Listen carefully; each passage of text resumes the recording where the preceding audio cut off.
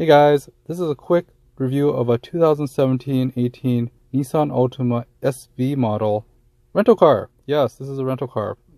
So this Nissan, I owned a Nissan before in 2003 model when they switched it out, and I know that's 15 years ago, but the Nissan hasn't really changed too much other than the engine changes and lightening everything and stiffening up the body and structure. But this is an SV model, which means it has pretty much most of the bells and whistles on the upper level stuff.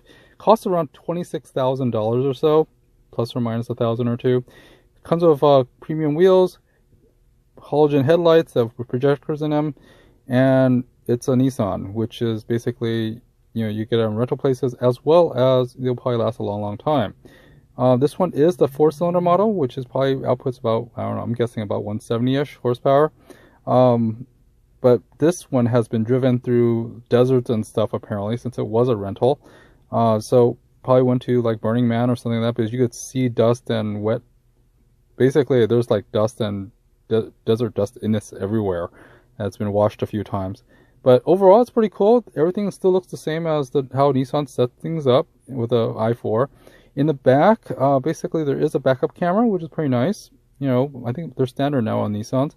And the displays in the center console entertainment system area, which is cool. In the back, there's also a fully carpeted for this one. You could see that, there's really not much padding. It hasn't changed since 2003 very much, because that's exactly how it looks on my old one. And apparently someone already changed the bulbs out once because they forgot to put these things back into the trim, which is pretty neat. But I assume this is a rental car with 27,000 miles, so yeah, I assume those things probably burnt out sooner or later after, so often it has to be changed out. But anywho, you're probably getting looking at the stamp on the door stamp. There is a spare tire, which is pretty neat. Looking underneath the cut pal carpeting, the layer of I guess trim and stuff, and also insulation under the corrugated board, you have the tools, jack, and a spare tire, a donut. Pretty cool. A lot of cars don't have donuts anymore. This is awesome that it has it, because you can still store a lot of stuff in this little well here, which I did with my other one. It looks like it's also missing its tow hook, which I'll probably let the rental service know.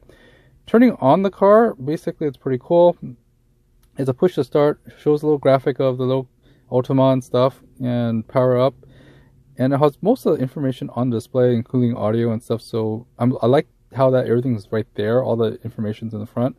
I did get about 40 miles to a gallon on the highway when driving to work for my 30-something mile drive to work. So basically, it was pretty cool. It uses very little gas on the highway if you kept it under 55. Normally in LA traffic, you're probably traveling on the freeways for about, probably 45 miles to a gallon, or I'm sorry, 45 miles to 50 miles anyways. You're stuck in traffic. For the music side, there are 2 FM channels, and then FM bands, and also 1 AM band, XM radio for satellite radio, and also media, which goes to CD or that of the USB port in the CD. Oh, look. There's actually a CD in here. So there is a CD. There was a CD in this one. So some sort of disco music. Or probably something else. I think it's, well, whoever rented it before, their CD is still in there. But the CD is pretty useful. It shows up on the display as well, which is pretty nice. When you're turning it off, it does say goodbye, which is cool. In terms of audio, you have an audio jack in, as well as a USB port and a 12-volt port. Storage wise, they have the glove box is kind of okay. It's not that big. It's big enough, but it's hard to reach anything if you ever need to reach something from the glove box. Not that you would. I like that it has handles for the doors, and the fabric is really nice. It feels like you're sitting on some sort of polyester suit or something like that for the center insert, but most of it is actually nylon. Hard plastic everywhere. Everywhere. There's no light plastic. The only thing that was kind of foamy plastic and soft touch was actually by where your shoulders or your elbows land, and also the steering wheel. The steering wheel is kind of light for the feel, and I just noticed that basically the parking brake is actually basically a foot-based parking brake. There's storage on the side pockets, but there's not really much. It could probably fit a large bottle of soda, because the center bin areas for the cup holders are kind of small. Push to start, of course, and yeah, the center one's kind of small. What I really loved about the Nissan Altima is the seats. You know, this was a fully powered seat with lumbar support, but overall the seats were super light, and it seems like it kind of keeps you floating, which is kind of nice.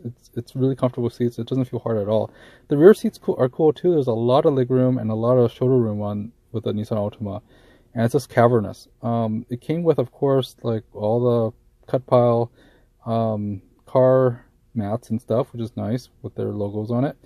The infotainment system was kind of dated. It doesn't really talk to an iPod or a USB stick or whatever.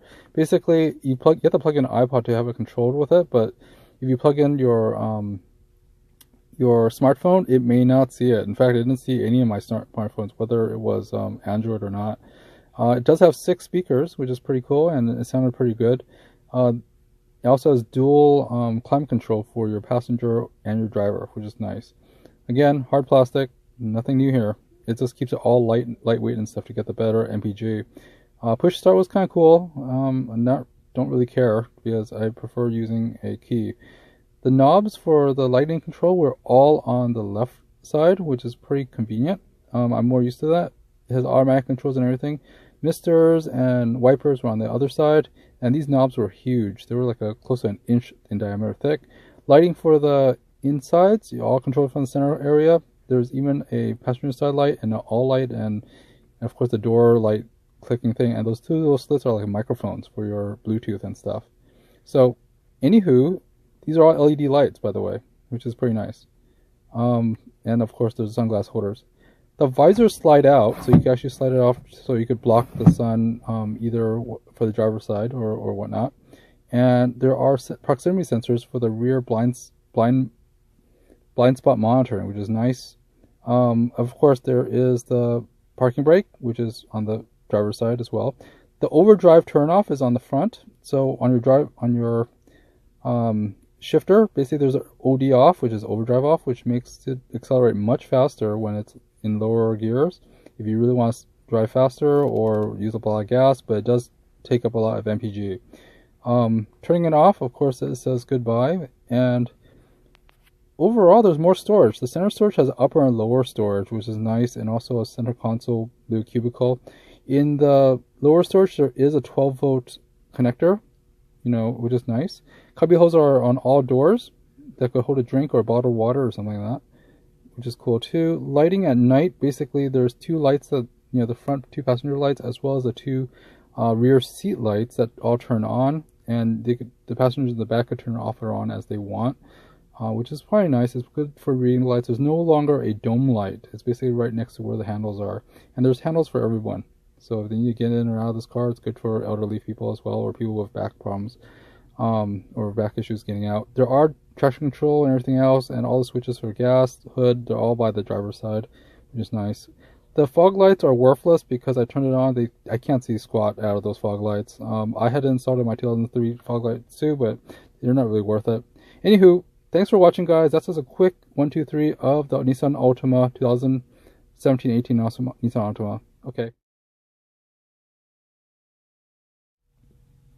Thanks for watching. If you like this video, please like, comment, or subscribe, or better yet, subscribe. And if you own a Nissan Altima, please put your comments below. Anyways, guys, see you next time for next reviews. Please like, subscribe, and all that fun stuff. Have a great one. Drive safe. Take care. Bye-bye.